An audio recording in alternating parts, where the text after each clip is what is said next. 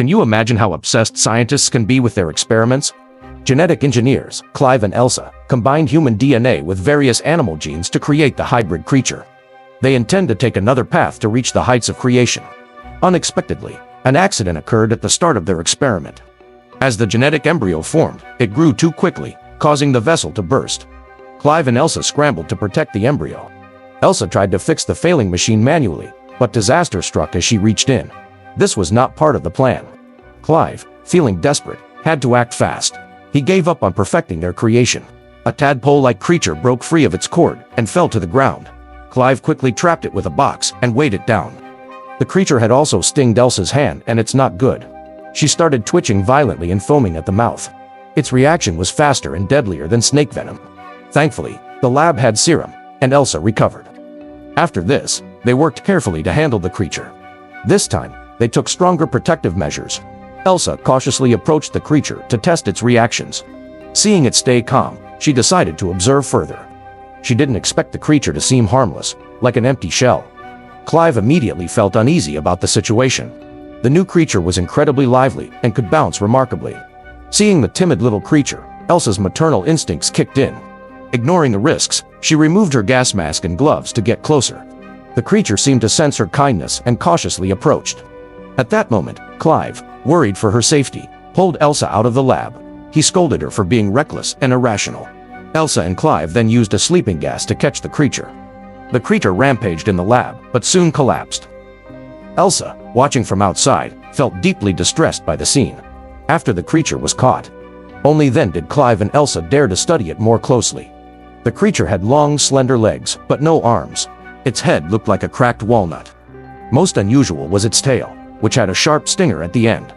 To better study the creature's genetic structure, Clive and Elsa confined the creature in the lab and secured its stinger to prevent attacks.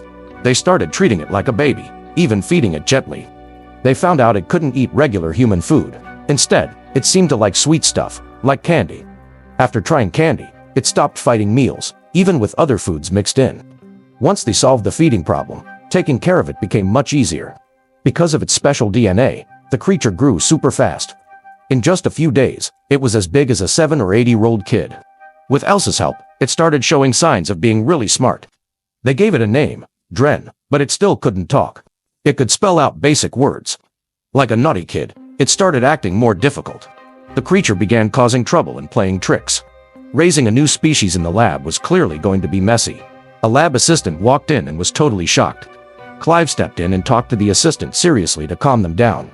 He managed to convince them to keep it a secret, at least for now. With the outside problem handled for now, the creature got scared when it saw a stranger. It soon developed a high fever of 40 degrees that wouldn't go down. Human medicine didn't work at all. Clive and Elsa decided to cool it off by putting it in cold water. They planned to figure out a new solution later. Watching the creature struggle in the water, a troubling thought came to Clive's mind.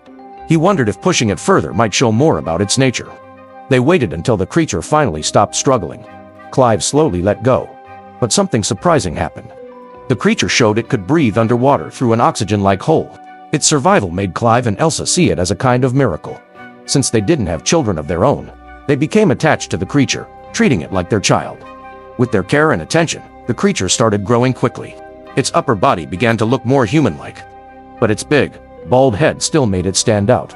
Even though it had only 4 fingers, it didn't seem hindered. It also had powerful legs resembling those of a beast. Its physical appearance alone suggested immense power. It also developed a sharp, pointed tongue. The most striking feature was its cross-shaped pupils, which were almost otherworldly. Its tail, still intact, added to its strange appearance. By now, the creature resembled a teenage human girl. Its behavior and growth aligned with that of a 17 or 18-year-old girl. Elsa started treating the creature as if it were her own daughter. She often dressed it in clothes to make it appear more human-like. One day, Elsa accidentally stumbled drawings by the creature. The creature suddenly became shy, turning its head to the side. But its words and mannerisms were oddly human. Its nose even reminded Elsa of Clive. As the little creature ran off to the side, Elsa felt something strange in her heart. It was the same feeling women get when someone eyes their husband. Not long ago, they had worked hard to keep the creature a secret. They moved it from the lab to a farm outside of town. When it arrived, the creature acted wildly. Its animal instincts, deeply rooted in its DNA, came out. Elsa was shocked to see it, try to eat a live kitten. The sight was hard to believe.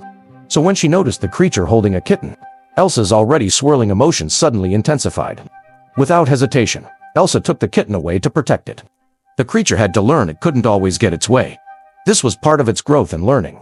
When Clive came back from work, he saw the creature hiding in the corner for some reason. A sudden unease washed over him. Clive decided to play music to calm it down, as he moved to the music's rhythm. The creature looked genuinely happy. Clive saw this was working, and taught it how to dance. They danced together, almost like close partners. The warm light and music made the moment special. During the spinning, things started to feel a bit strange. Clive noticed the creature's pale neck and felt conflicted. He quickly stopped himself and left before making a mistake.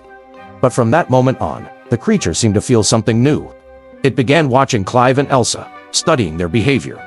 To handle the creature's emotions better, the couple spent their days working in the lab. At night, they returned to the farm. But being stuck in the cabin for so long made the creature act out. It often sat quietly, staring at the ceiling. It refused to answer Clive and Elsa's questions. Instead, it spelled words on the table to communicate. After being harshly rejected, the creature became furious. It flipped the table and destroyed everything around it. Clive and Elsa realized it was getting harder to control. They climbed to the roof to check on it. Carefully, they approached step by step. They tried to coax it back inside. But then, the creature looked like it was about to jump off the roof. Its wings come out, and she is ready to fly away. Clive shouted that they loved the creature and begged it to stay. Using its last bit of stubborn will, the creature returned to Clive's side. As they embraced, Elsa felt a wave of unease. She realized how lonely the creature truly was. Elsa gave back the cat to the creature to lessen its sadness. She thought the creature would appreciate it, but she never expected what came next. The creature stinged the cat and killed it. Elsa was shocked, and she slapped the creature in frustration. The creature attacked Elsa and was about to sting Elsa in the neck. The creature ran to the door for the first time. At the door, it saw sunlight for the first time. Elsa hit its head to stop it. When it woke up again, it found itself tied to a table by Elsa. Its aggressive animal behavior had gotten worse lately. Feeling she had no other choice, Elsa made a drastic decision. She cut off the creature's stinger, which it had used to attack. She quickly took the severed tail back to the lab for research.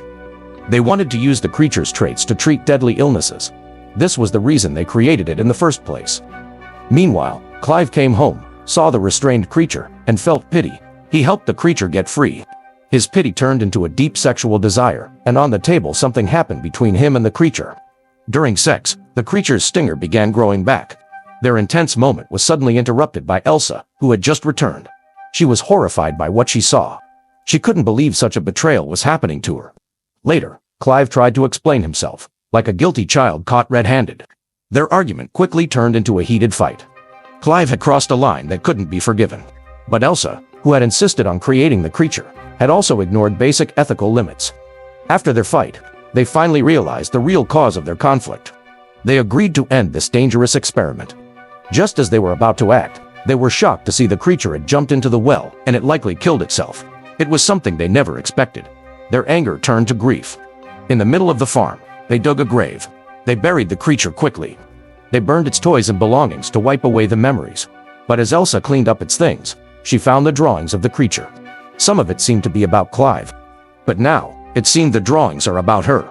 This unexpected discovery left Elsa confused. Before she could figure it out, a loud noise came from outside.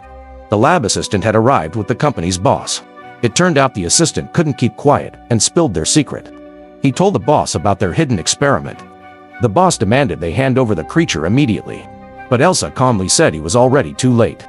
Suddenly, another loud noise erupted. Everyone turned toward the commotion.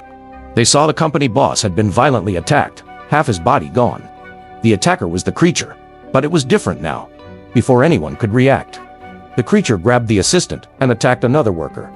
Clive and Elsa screamed and ran after it. They chased the creature to the river, but lost sight of it.